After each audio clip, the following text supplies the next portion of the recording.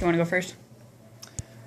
I agree with Fairley's 7 norms. However, I do think that fruitfulness is the one that I think is not necessary, as there are sexual relationships that people can have without it being one where having children is key, because people, there are people that are married or not married, but most of all, I know there are people that are married that would rather not have kids, but they use sex as a means of showing their love between one another, and it just seems ridiculous that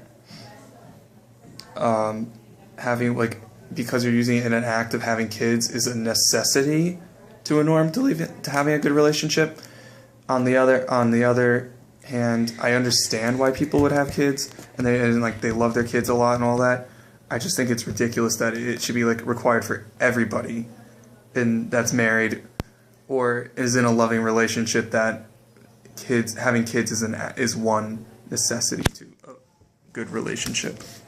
It's obvious why people need to have kids, but yeah, I don't think that it's necessary for that to be a norm for everything. I agree with most of them. Do no one just harm. I think that's great. And key, yeah. Free consent. I can't imagine seeing any sexual relationship going well if there isn't free consent. Exactly. And if both partners or if the partners involved aren't consenting, then that brings into ethical questions. I think one norm that can be that's least important. It's not totally unimportant, but social justice, and because this is kind of similar to free consent and do no one just harm. It kind of falls under other categories. So to have another norm with that is similar. It's saying there's so many norms and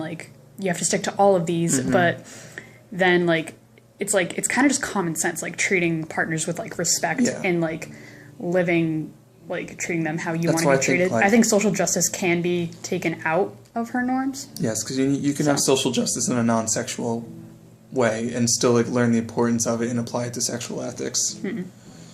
I do think mutuality is very, very important, because if you're going to have a relationship eventually leading to sex, I feel it's very important to understand where your partner's view is on that, and also understand who they are as a person as well. Yeah. Because if by not understanding those two factors, I just feel it's a very immature relationship, and it just could lead to potential dangerous path if you are engaged in sex and you're only engaging for that and not really engaging for a more meaningful part of the relationship. Because it's showed that if any relationship based on sex just deteriorates over time at a quicker pace than a meaningful relationship does. Right.